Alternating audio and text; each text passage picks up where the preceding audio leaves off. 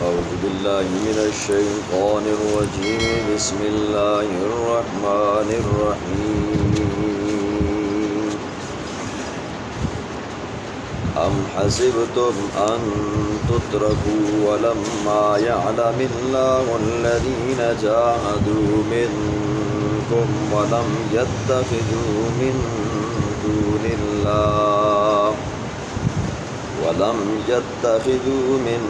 دون الله ولا رسوله ولا المؤمنين وليجا والله خبير بما تعملون صدق الله العظيم۔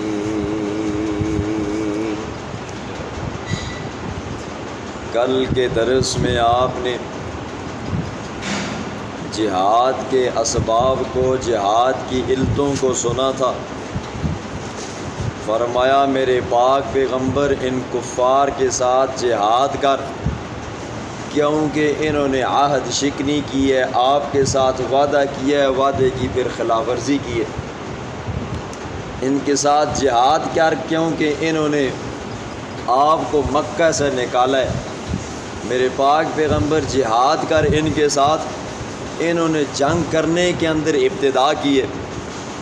آج کے درس میں اللہ رب العزت ایک اور سبب کو بیان فرمائیں گے، وہ ہے ایمان والوں کی آزمائش۔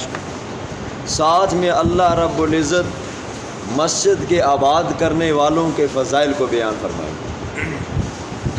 پہلی آیت میں اللہ فرماتے ہیں ام حسبتم ان تترکوا ولما یعلم اللہ الذین جاہدوا، کیا تم گمان کرتے ہو اے ایمان والو، کلمہ پڑھنے والو، ان تترکوا یہ کہ تمہیں چھوڑ دیا جائے گا اسی حالت کے اوپر، ولما یعلم اللہ الذین، حالانکہ اللہ نے ظاہر نہیں کیا ابھی تک ان لوگوں کو، جاہدوا منکم جنہوں نے جہاد کیا تم میں سے، اور ولم یتخذوا اور ان لوگوں نے نہیں بنایا من دون اللہ اللہ کے سوا، ولا رسولہ اور رسول کے سوا، ولا المؤمنین اور ایمان والوں کے سوا، ولیجا کوئی دوست۔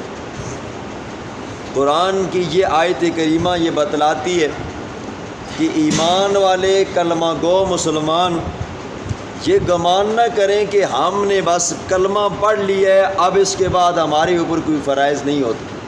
سورۃ عنکبوت کی دوسری آیت میں اللہ فرماتے ہیں احسب الناس ان یترکوا ان یقولوا آمنا وهم لا یفتنون، کیا ایمان والے مسلمان یہ گمان کرتے ہیں بس ہم نے لا الہ الا اللہ پڑھ لیا ہے، بس ہم بچ جائیں گے، جنت میں چلے جائیں گے؟ فرمایا نہیں، انہیں آزمایا بھی جائے گا۔ ایمان والوں کو آزمائشیں بھی آئیں گی، تو آزمائش کے لیے آپ کامل مومن تبھی بن سکتے ہو، قاتل المشرکین، ایمان والوں تم کافروں کے ساتھ قتال کرو۔ جنگ کے دوران بندے کو مشکلات بھی پیش آتی ہیں اور بندے کو مصائب بھی آتے ہیں، بندے کی ایمان کا پتہ وہاں چلتا ہے کہ ایمان کتنا ہے یا نہیں۔ تو اس وقت جہاد کے میدان کے اندر کفار کے سامنے منافق بندہ، کافر بندہ پھر ٹک نہیں سکتا۔ جو ٹکتا ہے وہ پکا خالص مومن وہ ہوتا ہے جو اعلاء کلمۃ اللہ کی خاطر جان دیتا بھی ہے اور جان لیتا بھی ہے۔ فرمایا ولیجا کہ ایمان والے تو وہ ہیں جنہوں نے اللہ اور اس کے رسول اور ایمان والوں کے علاوہ کبھی کسی کے ساتھ دوستی نہیں لگائی۔ پکے مومن کی نشانی یہ ہے وہ دوستی جاری اللہ سے لگاتا ہے، پھر اس کے بعد اس کے رسول سے لگاتا ہے، پھر اس کے بعد خالص مومنوں سے لگاتا ہے، کافروں سے نہیں لگاتا۔ دیکھیں کافر کے بارے میں آپ نے احکامات سنے، کافر کے ساتھ آپ معاملات کر سکتے ہو، کافر کے ساتھ آپ بے و شراء کر سکتے ہو، چیز بیچ سکتے ہو، خرید سکتے ہو، لیکن شرط یہ ہے کہ آپ اس کو اپنا رازدار نہیں بنا سکتے، اپنے راز اسے نہیں بتا سکتے ہو۔ نمبر 2، دلی محبت کافر کے ساتھ آپ نہیں رکھ سکتے۔ یہ کامل مومن کی یہ نشانی ہے کہ وہ کسی کافر کے ساتھ نہ دلی محبت رکھے گا، نہ وہ اپنا راز اسے بتائے گا۔ پھر فرمایا واللہ خبیر بما تعملون، اللہ خبر رکھتا ہے بما اس چیز کی جو تم کرتے ہو۔ اللہ دیکھتے ہیں نا جی تم کافروں کے مقابلے میں کتنے سخت ہو، اپنے ایمان کے اندر کتنے مضبوط ہو، تمہارے اوپر آزمائشیں آتی ہیں تو تم کتنی برداشت کرتے ہو۔ آگے فرمایا ما کان للمشرکین، جائز نہیں ہے، کوئی حق نہیں پہنچتا کسی مشرک کو ان یعمروا مساجد اللہ، کہ وہ اللہ کی مسجدوں کو آباد کرے، شاہدین علی انفسہم، وہ گواہی دیتے ہوئے علی انفسہم، اپنی جانوں کے اوپر بالکفر کفر کی۔ دیکھیں جب مشرکوں کو دعوت و تبلیغ کی جاتی حضور صلی اللہ علیہ وسلم کے زمانے میں، تو مشرک ایمان والوں کو کہتے کہ تم کہتے ہو کہ قاتل المشرکین، تمہارا قرآن کہتا ہے، تمہارا اللہ تمہارا رسول کہتا ہے کہ مشرکوں کو مارو، حالانکہ ہم تو اچھے اچھے کام بھی کرتے ہیں۔ کیا کام کرتے ہیں جی؟ ہم بیت اللہ کی تعمیر کرتے ہیں، دیکھ بھال کرتے ہیں، بیت اللہ کی صفائیاں کرتے ہیں۔ ابو جہل کے بارے میں آتا تھا نا، وہ اتنی خدمت کیا کرتا تھا، وہ بیت اللہ کو جھاڑو نہیں دیا کرتا تھا، داڑھی کے ساتھ وہ بیت اللہ کو صفا کیا کرتا تھا، اس کا یہ عمل بھی تھا۔ پھر اسی طرح اور کافر تھے، اور بھی کئی اچھے کام کیا کرتے تھے، لیکن ایسے اچھے کاموں کا کیا فائدہ، اندر سے بندہ غلیظ ہو جائے۔ دنیا کی کتنی بھی قومیں ہیں جی جو ایمان سے بالکل خالی ہیں، ایمان ان کے اندر نہیں ہے، اور وہ دن دہاڑے عوام کی خدمت کر رہی ہیں۔ ہم سے اچھے اچھے وہ کام کرتے ہیں جی، بہت اچھے کام کرتے ہیں۔ ہماری سڑکیں مسلمانوں کی بنائی سال کے بعد ٹوٹ جاتی ہیں، کافروں کی 200 سال تک چلتی رہتی ہیں۔ ہمارے بنائے ہوئے اسپتال ایمان والوں کے، مسلمانوں کے، سال 1.5 سال کے بعد وہ ٹوٹ جاتے ہیں، لیکن کافروں کے نہیں ٹوٹتے۔ یعنی کہ جو بھی وہ رفائی کام کرتے ہیں لوگوں کے لیے، ان کی بھلائی کے لیے کرتے ہیں، اچھے سے اچھا کرتے ہیں، لیکن ان کا یہ عمل انہیں فائدہ نہیں پہنچاتا۔ کیوں؟ ایمان نہیں ہے۔ ایمان ہے، عقیدہ درست ہے، تو بندے کا چھوٹا عمل بھی اللہ کے ہاں بہت پہاڑ سے بھی زیادہ ہوتا ہے۔ فرمایا کسی مشرک اور کافر کے لیے یہ جائز نہیں ہے کہ وہ مسجد کو آباد کرے۔ اب وہ کرتے کیا تھے جی؟ بیت اللہ کو صفا کرتے تھے، بیت اللہ کے اندر 360 بت رکھے ہوتے تھے، ادھر اللہ کے سامنے بھی جھکتے اور وہ مورتیوں کے آگے بھی جھکتے۔ اب اس خدمت کا کوئی فائدہ نہیں تھا، اس نیکی کا کوئی فائدہ نہیں تھا۔ قرآن کہتا ہے یہ اپنے نفس کے اوپر کفر کی گواہی دیتے تھے۔ اولئک حبطت اعمالہم، یہی وہ لوگ ہیں جنہوں نے اپنے اعمال کو ضائع کیا ہے، وفی النار ہم خالدون، اور ہمیشہ رہیں گے جہنم میں۔ دیکھیں مسجد کو آباد کرنا، مسجد کے اندر للٹینیں لگانا، مسجد کو ہر طرح سے صفا رکھنا، یہ اچھا کام ہے، لیکن اس اچھے کام کے لیے عقیدے کا درست ہونا ضروری ہے، پھر اس عمل کے لیے اتباع سنت کا ہونا ضروری ہے، تب یہ عمل اللہ کے دربار میں قبول ہوگا۔ کام اچھا ہو، اس کام کے اوپر مہر اللہ کے پاک پیغمبر کی لگی ہوئی ہو، تو یہ کام آپ کا قبول ہوگا۔ اب مسجد کا آباد کرنا یہ صرف ایمان والوں کا حق ہے۔ مسجد ایمان والے کریں، کون لوگ کریں؟ موحد کریں، جن کے اندر توحید ہے۔ مساجد کی آداب میں سے ایک ادب یہ بھی بیان کیا جاتا ہے، اللہ کے پیغمبر نے فرمایا رفع الصوت فی المسجد، مسجد کے اندر اونچی آواز سے باتیں کرنا یہ قرب قیامت کی نشانی ہے۔ آج ہے نا جی، آج ہم خیال نہیں کرتے، آتے ہیں باہر سے تو اندر دیکھتے ہیں ایک بندہ بیٹھے ہوئے دوسرے کے ساتھ گپ لگا لیتے ہیں، کوئی ضروری بات ہے، کوئی عام بات ہے، پھر موقع نہیں ملے گا بات کرنے کا، پھر آپ کر سکتے ہو لیکن سرگوشی کے ساتھ کرو، گپیں لگانے کے لیے۔ آج ہمارے موبائل بجتے ہیں نا جی، یہاں سے اٹھتے پیچھے جاتے ہیں، آئے بائے ٹائپ کرتے ہیں جی، بڑے اونچے انداز سے بولتے ہیں، یہ قرب قیامت کی نشانی ہے۔ یہ مسجد کے آداب ہے جی، مسجد کے اندر آپ آؤ تو یہ ادب ہے، آپ دیکھو اگلا بندہ کیا کام کر رہا ہے، کسی عبادت میں مشغول ہے، ذکر و فکر میں مشغول ہے، وہاں پر شریعت یہ بھی کہتی ہے آپ کو سلام کرنے کی اجازت نہیں۔ اسی طرح مسجد کے اندر کوئی بندہ سوئے ہوئے ہے، آرام کر رہا ہے، تو شریعت یہ بھی کہتی ہے آپ کو قرآن مجید اونچا پڑھنے کی اجازت نہیں۔ پھر جب مسجد میں آ گئے ہو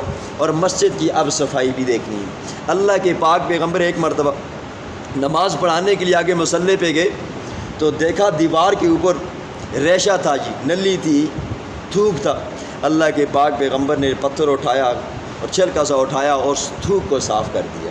اللہ کی پیغمبر نے فرمایا کہ مساجد کے اندر تھوکنا، گندگی کرنا، یہ کیا ہے جی؟ گناہ ہے، اور اس کا کفارہ کیا ہے جی؟ وہ گندگی ہے تو اس کو صاف کر دیا جائے، اٹھا دیا جائے، تو یہ اس کا کفارہ ہے، ورنہ بندے کے نام اعمال کے اندر گناہ ہے۔ اور پھر مسجد کی صفائی کرنے کے والے کے بارے میں اللہ کے پیغمبر نے فرمایا، بندہ مسجد کی صفائی کرتا ہے، اللہ کے پیغمبر نے فرمایا اس بندے کی کامل مومن ہونے کی شہادت دو۔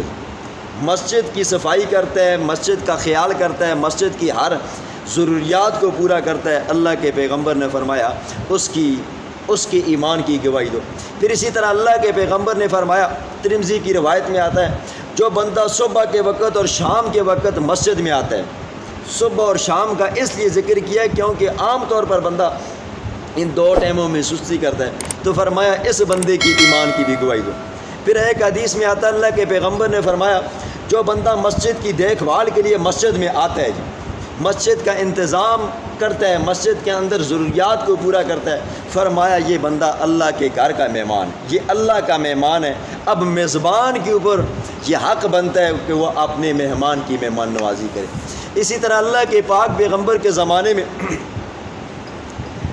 حدیث میں آتا ہے کہ ایک سیاہ رنگ کا مرد تھا اور ایک روایت میں یہ آتا ہے کہ ایک سیاہ قسم کی عورت تھی، حبشی قسم کی عورت تھی، وہ صفائی کیا کرتی تھی، اتفاق سے اس کی وفات ہو گئی، مر گئی۔ صحابہ کرام نے اس کو غسل دیا، کفن دفن دیا اور اس کو دفن کر دیا۔ حضور صلی اللہ علیہ وسلم کو پتہ نہ چلا۔ حضور صلی اللہ علیہ وسلم نے دیکھا کہ کافی دنوں سے وہ مرد نظر نہیں آ رہا، وہ عورت نظر نہیں آ رہی۔ صحابہ سے پوچھا کہ بتاؤ وہ بندہ نظر نہیں آ رہا، وہ بندی نظر نہیں آ رہی۔ کہا یا رسول اللہ کچھ دن پہلے اس کا انتقال ہو گیا تھا۔ حضور نے پوچھا تم نے مجھے بتایا کیوں نہیں ہے؟ کہا یا رسول اللہ ہم نے سوچا سمجھا کہ کالی ہے کل سانولی ہے، اتنی فوقیت لازمی نہیں ہوگی کہ آپ کو جگائیں، آپ کو ستائیں اور آپ کے آرام کے اندر خلل ڈالیں، تو اس لیے ہم نے خود اس کو غسل کفن کر کے اس کو دفنا دیا اور ہم نے جنازہ پڑھ لیا۔ حضور صلی اللہ علیہ وسلم نے فرمایا دلونی، مجھے بتاؤ اس کی قبر کہاں ہے۔ یہ دیکھیں مسجد کی صفائی کرنے والے کا مقام حضور کی نظر میں، حضور خود گئے، چل کر گئے اس کی قبر کے اوپر کھڑے ہو کر نماز جنازہ پڑھائی۔ یہ حضور صلی اللہ علیہ وسلم نے بتایا کہ مسجد کی فضیلت یہ ہے۔ پھر اسی طرح یہ بھی آتا ہے کہ انما یعمر مساجد اللہ من آمن باللہ، مسجدیں تو وہی آباد کرتا ہے جو اللہ پر ایمان رکھتا ہے، والیوم الآخر، اور آخرت کے دن پر ایمان رکھتا ہے، واقام الصلاۃ، نماز قائم کرتا ہے، اور وآت الزکوٰۃ، اور زکوٰۃ دیتے ہیں۔ اللہ بھلا کرے ہماری مسجد، یہ تنویر بھائی ہے، وہ چھوٹا ہے فیضان ہے، ان کا وہ تیسرا ساتھی ہے، جمعے والے دن صفائی کر دیتے ہیں۔ اللہ ان کا بھلا کرے، اللہ ان کو پورا اجر عطا فرمائے۔ اسی طرح اور بھی کئی ساتھی ہیں ہمارے خدمت کرتے ہیں۔ یہ سعید الرحمان بھائی ہے، بجلی کا کام کرتا ہے، ہر بندہ اپنی وسعت کوشش کے مطابق کرتا ہے، لیکن بعض ساتھی سستی کرتے ہیں، بڑی سستی کرتے ہیں۔ دیکھیں یہ مسجد اللہ کے گھر ہیں اور اللہ کے گھر کو آباد کرنے والا اللہ رب العزت اس کے گھر کو آباد کر دیتا ہے۔ اس بندے کو کبھی اللہ رب العزت بھوکا پیاسا نہیں رکھتا جس بندے کو بھوک اور افلاس ہو، یہ بزرگوں کا ایک مجرب نسخہ ہے، وہ اللہ کے گھر کو آباد کرنے کی کوشش کر دے گی، اللہ کے مہمانوں کی خدمت کرنے پہ لگ جائے نا، تو اللہ رب العزت اس کی خود مہمان نوازی کر۔ فَعَسَىٰ أُولَٰئِكَ أَن يَكُونُوا مِنَ الْمُهْتَدِينَ، قریب ہے کہ اللہ انہیں ہدایت دے گی۔ ایمان والا بندہ ہوگا وہ مسجد کی خدمت کرے گا۔ مسجد، ہماری مسجد نمازیوں کے اعتبار سے، یہ جو ابھی آپ لوگ بیٹھے ہوئے ہو نا، یقین جانو کسی مسجد میں جاؤ ان کے پاس اتنے نمازی نہیں ہوں گے جتنا آپ لوگ درس میں ہوتے ہو۔